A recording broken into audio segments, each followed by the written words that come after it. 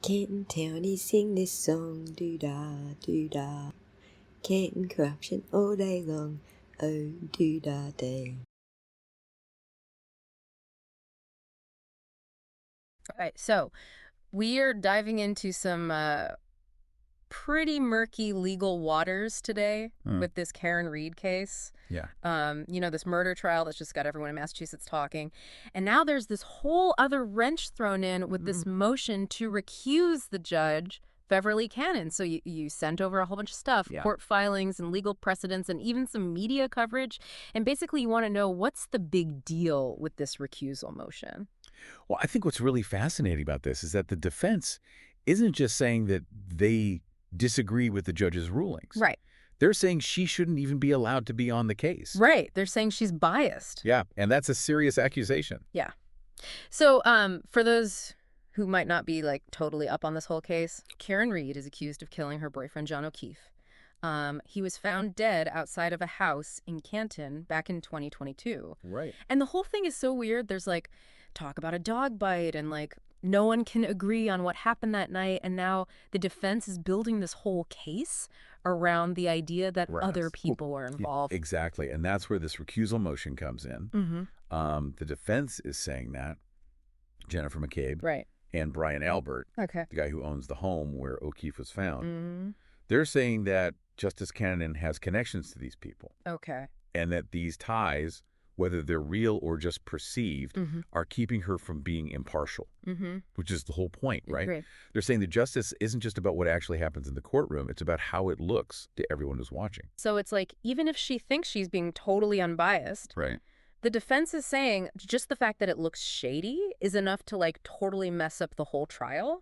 And they're not just, making this up. They're bringing in all this legal backup, like that Caperton VAT Massey Cole case, which basically said that people need to be able to trust the system, like really believe in it.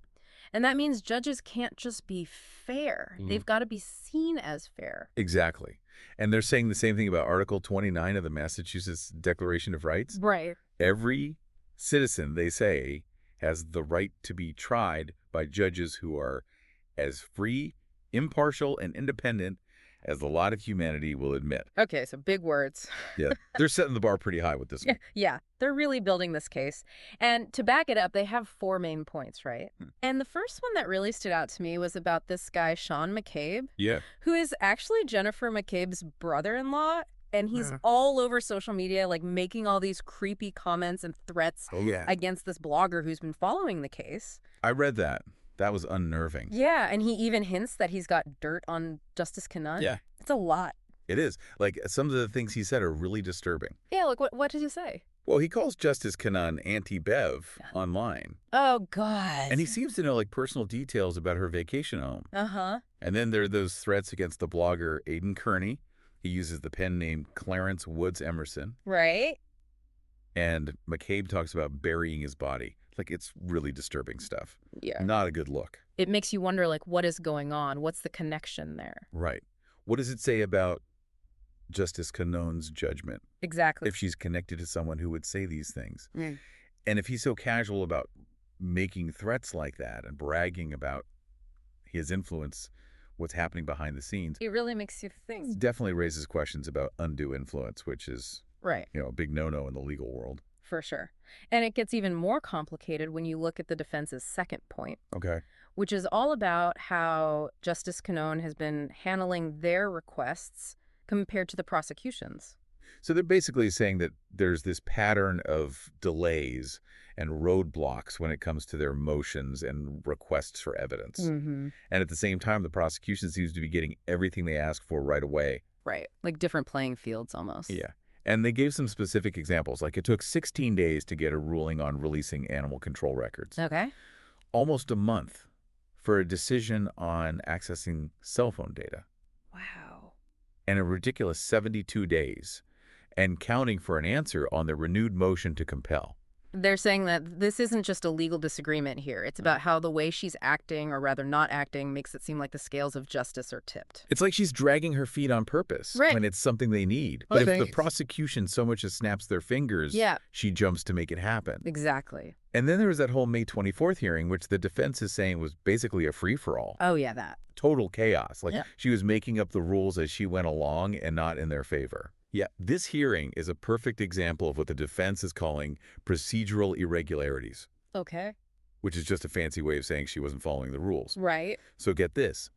The Commonwealth suddenly changes their mind completely about whether they'll call Jennifer McCabe and Brian Albert as witnesses. Oh, wow. Then she grants motions to block subpoenas for these key witnesses. So they can't even ask them questions. Nope. And then this scheduled evidentiary hearing gets canceled out of the blue. The defense was going to question McCabe and Albert under oath, and they lost their chance.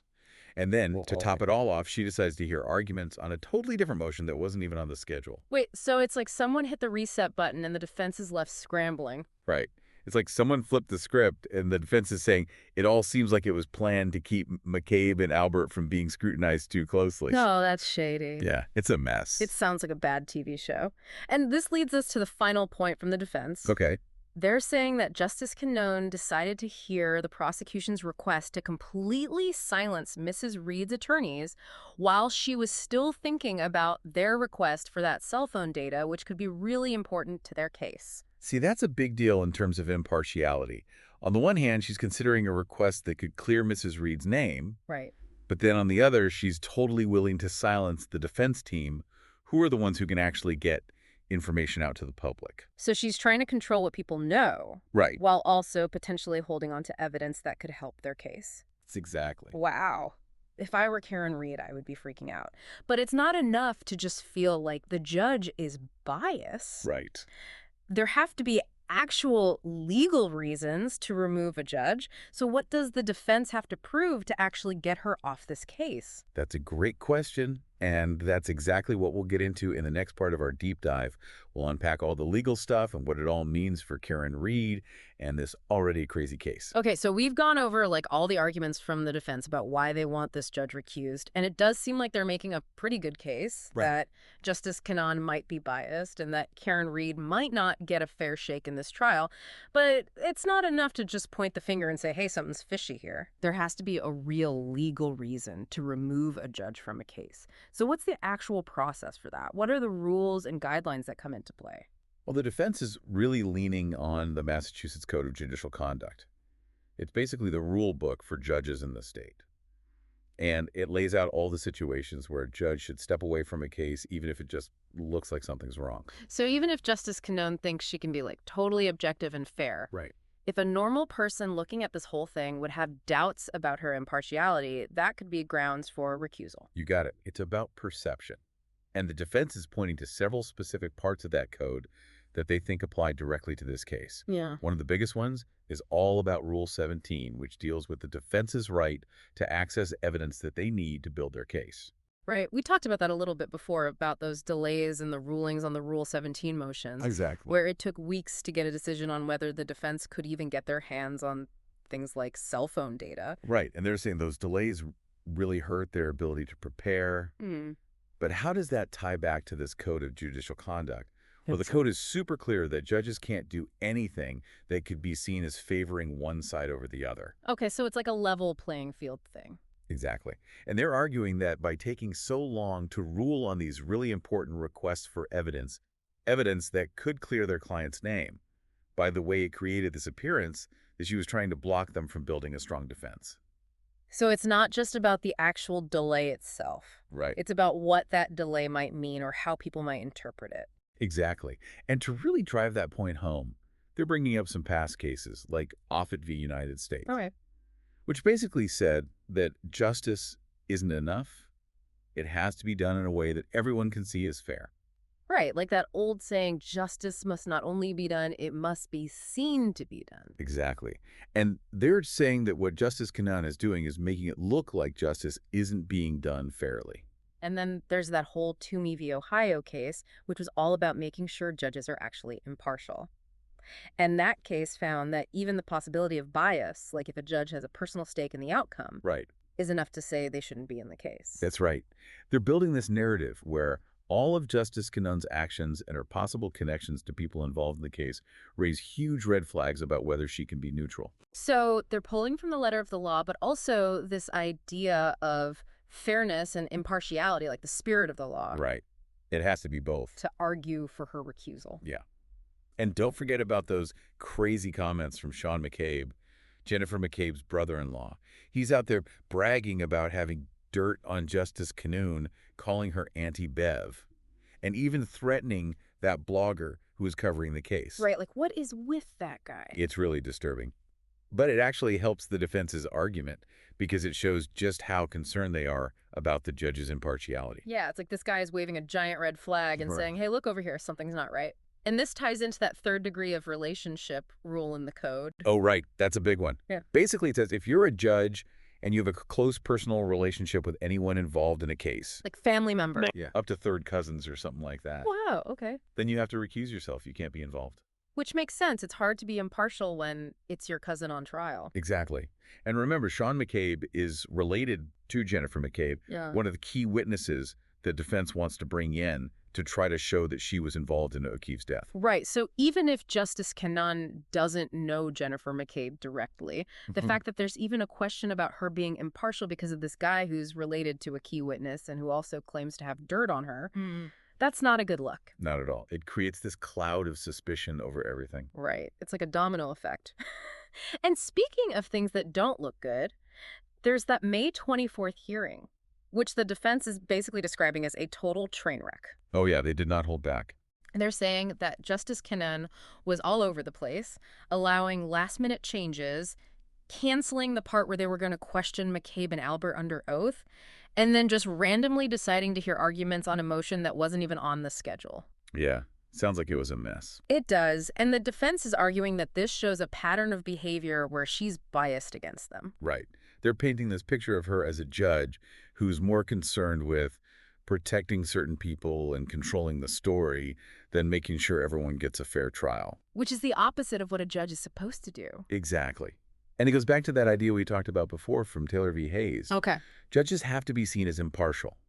Their actions have to make people believe that the process is fair. Right. It's not enough to just be fair in your head. You have to act in a way that proves it to everyone watching. Exactly. The defense is arguing that even if Justice Cannone didn't mean to be biased, her actions have had the same effect. Which could be just as damaging in the long run. Absolutely. When people lose faith in the justice system, everyone loses.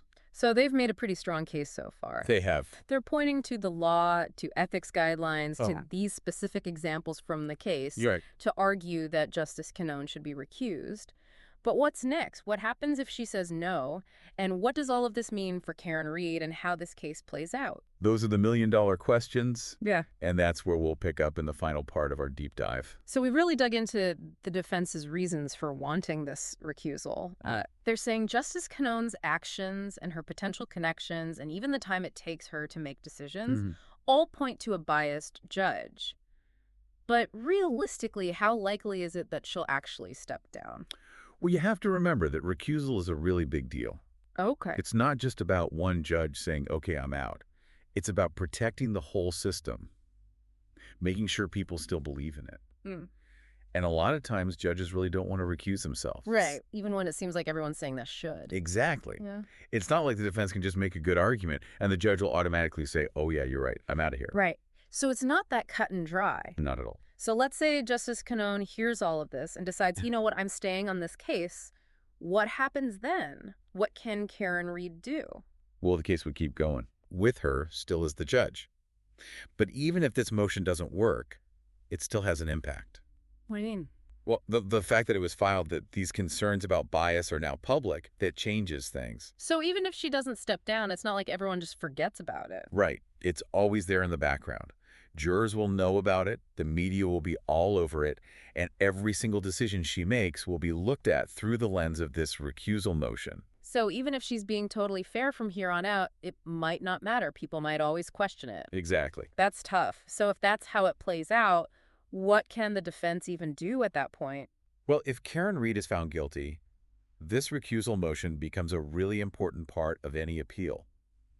Her lawyers could argue that because Justice Cannone didn't recuse herself, she didn't get a fair trial. So it's like they're thinking ahead. Right. They're already laying the groundwork for an appeal, just in case. It's a strategy. Wow, it's like they're playing chess. Yeah. But let's back up for a second and imagine that Justice Cannone does decide to recuse herself. What happens then? Then they'd bring in a whole new judge. Someone who has no history with this case, no connections to anyone involved. A fresh start. Okay, so a totally clean slate. But wouldn't that just delay things even more? Wouldn't that be good for the prosecution? It would definitely cause some delays. But it's not necessarily a win for either side. With a new judge, both sides have to start over. Okay. Get the new judge up to speed, present their arguments again. So in a way, it evens things out. It could help either side depending on how strong their case is. So it's a gamble either way, but this whole thing, it's about more than just this one case, right? Sure. Definitely. I think it really shows the line between judges being human. They have their own pasts, their own relationships. They're not robots. Exactly. And we expect them to just set all of that aside and be totally neutral, make decisions based on the law. Which is a lot to ask of someone. It is. And this case really highlights how fragile the whole system is. People are watching this case. They're forming opinions about the judge, about the lawyers, about the whole system. And that's why this recusal motion is so important. It's not just about Karen Reed. It's about what we expect from our judges, how our legal system works, and what it means for all of us when that system doesn't seem fair. Couldn't have said it better myself.